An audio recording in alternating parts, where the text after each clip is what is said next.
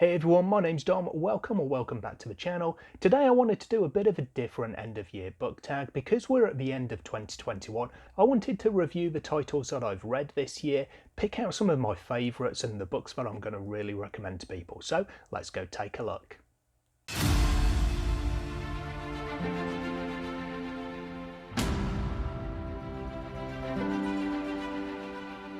So this tag video is 10 questions looking at the books that I've read in 2021. I'll tag some friends at the end of the video because I want to see how their year in reading went as well. And as always, I'll put the questions down in the description so you can skip ahead and back and forth and do whatever you want as far as the timestamps go to see the questions that you want to see the answers to. So with that said, let's dive in and take a quick look at my year in review. Question 1 then starts out with the big guns. What was my favourite book of 2021? And there are a few big hitters that I had this year, several that I could have towards the end of the year that I gave 5 stars that could really push for a place in this. But instead of that, I'm going to go for a title that I read way back in March, and it's A Time of Courage by John Gwynne. This one finishes off the Of Blood and Bones series, which is the follow-up to The Faithful and Fallen, my favourite series. I kind of tag this as my favourite between the two of them as just the Banished Lands in general, 7 books in the 2 series by John Gwynne. But I really loved this because I was so at home with the world, the characters, the lore, the history that I'd got from the 7 books. And I generally do find that I like kind of end of series or towards the end of a series book more than I do the earlier ones, because you've started to build up that knowledge of the characters, the events, the history, the world and so forth. So for an end of series book, I thought this was absolutely amazing. I really loved it. The only bad thing about this book basically was that it ended, and not just that it ended as the book itself, but it ended the Banished Lands saga. Hopefully we'll revisit it at some point in the future, but who knows what the future may bring. Question 2 is my favourite series that I started this year but haven't yet finished. So although it's not specified in the question, I'm going with a completed series that I've just not finished, as opposed to one that I've started but the author hasn't finished publishing the series as yet. So with this one, I'm going to go with the Lacanius by James Islington. Starting off with The Shadow of What Was Lost, which I read in June for a readathon, and I really enjoyed this one. I liked the second book as well, and I'm really looking forward to the third book, which I was kind of hoping to get finished this year, but I think is probably going to be January, February by the time that I wrap this series up. But definitely recommend this. It's a good old-fashioned fantasy with some modern elements in it as well, and I'm having a good time with it. And then following up from that, question 3 is the favourite series that I finished. Now I am going to go with a different answer here to question 1. It's not going to be Of Blood and Bone, purely because I wanted to mix it up a little bit, but also because I had a great time reading The Greatcoats by Sebastian de Castell. I read Traitor's Blade in April, I think it was, and then the remaining 3 books I read for that readathon back in June. And I really loved these. This is definitely going to be one of the series that appears on my top 10 list, if and when I ever get to recording that one. I know I say that quite a bit, but I really enjoyed these. It's a bit different for me. It's a first-person narrative, which I don't generally go for, but that just goes to show that if you do it right, they can still be fantastic books, even for someone who doesn't normally go for the first-person tales. Question 4 is my favourite new author that I've come across in 2021. And for this one, it's going to be pretty much the last new author that I came across for the year, and that is Ryan Cahill. If you've seen my recent videos, you know full well that I've had a really great time reading The Fall, which is a prequel novella to his The Bound and the Broken series, and also then book 1, which is Of Blood and Fire. And I've just finished a review copy a few days ago of book 2, which is Of Darkness and Light.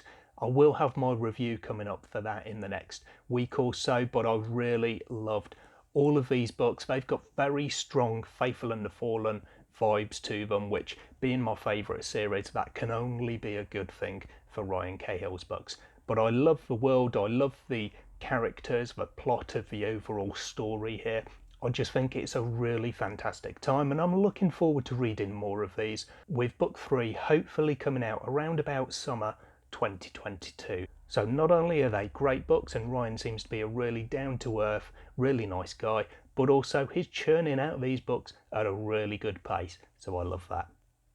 Question 5 is my favourite new character, and obviously with this one there are so many great characters that I've experienced for the first time with my reading in 2021. I think the one that I'm going to go for though is going back to the Greatcoats, and I'm going to pick Brasty because I just love the interactions, the whole the crew themselves, Falkio, Kest and Brasty. The interactions that they have, the banter back and forth is great, and I love that in a fantasy book. But there was just something about Brasty for me that really kind of spoke to me. I just loved his worldview and his humour, and I thought he was a really great character and a really good foil, especially for Kest, who he seemed to have more of a close relationship with. But overall, I really liked all of them, but Brasty, just for some reason, he just stood that little bit taller for me in my memory of the book. Question 6 is my favourite new release of the year, and again with this one I've read quite a few actually, so there are definitely a few that I could go for. Of Darkness and Light is actually not released yet, so that's kind of an excuse for me not to pick it for this one. I don't want to just talk about Ryan Cahill's books all the time in all of my videos at the moment. So instead I'm going to go for one which I had a really great time with. Again, this one was a review copy that I read back in May. This was, which is right at the start of when I started my channel. In fact, it was the first video that I did on my channel was a review of The Black Tongue Thief by Christopher Bjorman. So this one I just really had a great time with. It was another first person narrative actually, so again that really goes to show my I guess evolving tastes as far as that goes. When I started reading this year some really well done first person tales, Greatcoats, Farseer, Black Tongue here, it really changed my mind on them, and if they are done well they can definitely be right up there. But I really loved the overall story and the characters, yes, but I really loved the humour in this book. I thought it was absolutely brilliant, and I can't wait to carry on reading the Black Tongue series when it comes along. Question 7 then is my favourite reread of the year, and this one is dead easy for me because I'm not a rereader. I do not do rereading generally, so there's very few for me to pick from. I did in June do an audiobook of Reaper Man by Terry Pratchett, so that was technically a reread, but otherwise the only one that I have done is this guy, Empire in Black and Gold by Adrian Tchaikovsky, and this is one of my favourite series. And it's the first book in the series, and I really loved being back in the Lowlands and back with Stenwald and his kind of team of rookie spies, if you like. I really enjoyed it. I love the world in this book. It's such a unique world with all of the insect kingdom and everything that they can do, and I really love the series. I love this opening to it. Question 8 is the biggest surprise of the year. So for me, I'm going to go with one that I read in October.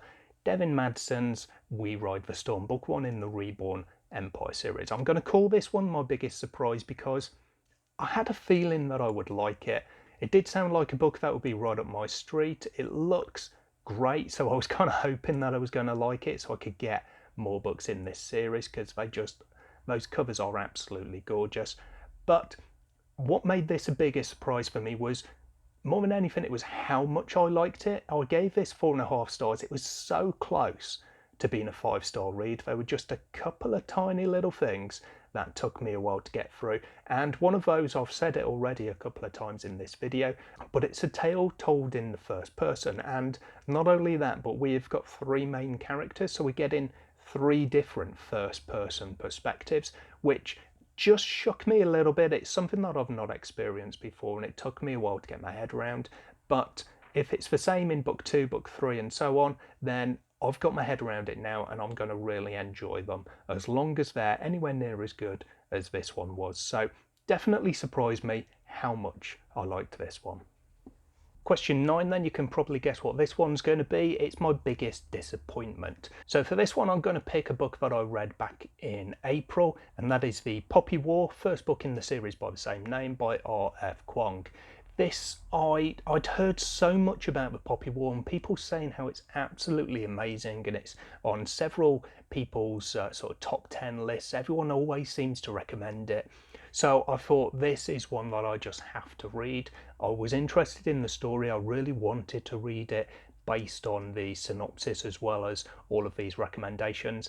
And it just didn't work for me, and that is absolutely fine. I know there are plenty of people, now that I've got more involved with the community, I know there's plenty of people who do not like this book, and it's a bit of a Marmite book. I find you either seem to love it or you hate it, and there doesn't seem to be a lot of middle ground. I wouldn't describe my feelings as strongly as hate, but I really just didn't like the story. The main protagonist, Rin, was she just didn't work for me. There was nothing really that I really got along with, and I really disliked as well the kind of the opening half of the book. It was just too much and too in depth on the kind of school scenario and the learning side, and I grew bored with it. And then it was literally a clean break, and the second half of the book was completely different, which was better, but also in many ways worse for some of what it showed. It just didn't do it for me. It didn't work for me, and I was actually quite happy to have this as one of my DNF series, because at least now I know, I've had the experience and I've learned that it wasn't for me, and I'm happy with that. It's absolutely fine. You're not going to love every book that you read. And then question 10 is one book that I've read this year that I would recommend to anyone. Now, obviously with this, I'm going to recommend to fans of fantasy. I would definitely recommend this book to a fantasy reader because I think it's a really good fantasy story, but also to a non-fantasy reader who wants to get into the genre, because I think it actually could serve as a really good entry to fantasy because it's not too heavy. It's got a really good story, good characters, good world, good magic, and so forth. And this one is Voice of War, book one of Fred Light by Zach Argyle. I just really enjoyed my time with this and with the sequel Stones of Light, and I'm really looking forward to the third book because I love so much about this book and this series. The magic was really interesting with kind of the push and the pull powers that these people have. Probably more than anything else though, I really liked the characters in this book because I thought that there's a great story to it, but there are also great characters, and some of the character moments were truly wonderful. And I really like the way that both of those elements, the story and the characters, are pulled together. People talk about plot driven and character driven, and I think our Voice of War, or Fred Light as a series overall, has a really good balance of both of those elements. So I definitely recommend this to you if you're a fantasy reader and you haven't picked it up. If you're not a fantasy reader and you want to get into fantasy, Voice of War is a great place to start. And also if you want to check out some self-published titles, Fred Light by Zach Argyle is another self-published series, and it just shows the absolute strength that the self-published field in fantasy has. And there is my year in review for 2021. So let's go and tag some people, share the love, and see what other people have been getting up to. So I've picked out 5 people here with a mixture of bigger and smaller channels because I want to see how these guys got on. So first of all is Leslie from The Nerdy Narrative. She reads a lot of books and she's got a much wider kind of scope than me. I've got a very narrow field when it comes to the genres that I read. Leslie reads a lot more, so she's got so many titles that she'll be able to choose from to discuss and recommend if she does this tag. Second, I'm going to recommend Nico from Nico's Book Reviews. He's a bit more similar to me in regards to his taste, but he does also have a wider field than me, reading a lot more titles that don't really fit in with my taste. So again, I'd like to see how Nico gets on with this, because we've read a few similar titles this year as well, and I wonder if any of his titles that he picks out are ones that I've also read and would agree with. And then the next 3 that I'm going to pick out are all smaller booktubers who are around or just below the 100 subscribers mark. So definitely take the extra time to go and check these guys out and see what their channels are about. And if you like the content they're producing, hit the subscribe button and show them the love. So the first of those is Patrick Ryan. Patrick is another who, like me, likes adult fantasy. He also reads non-fiction and historical fiction, so he's got a good range to choose from as well. We've then got Robin from Bookends and Biscuits, a British booktuber who likes sci-fi and fantasy and crime novels, so again a bit of a wider range, and I'll be interested to see what she's got, especially if I'm looking to pick up a few more sci-fi recommendations.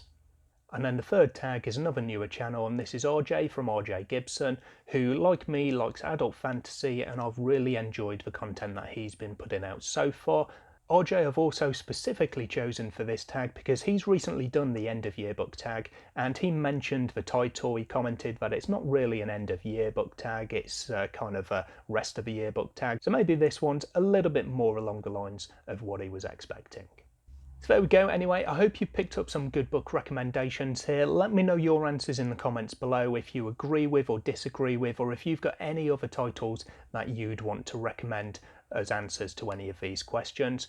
Go check out some new booktubers from my tag list if you haven't subscribed to them already. There's some really great talent producing videos out there. If you like this tag, as usual, give it a like, hit subscribe if you haven't already done so. I hope I'll see you again in another video soon, but until then, as always, take care of yourselves, read some good books. Bye for now.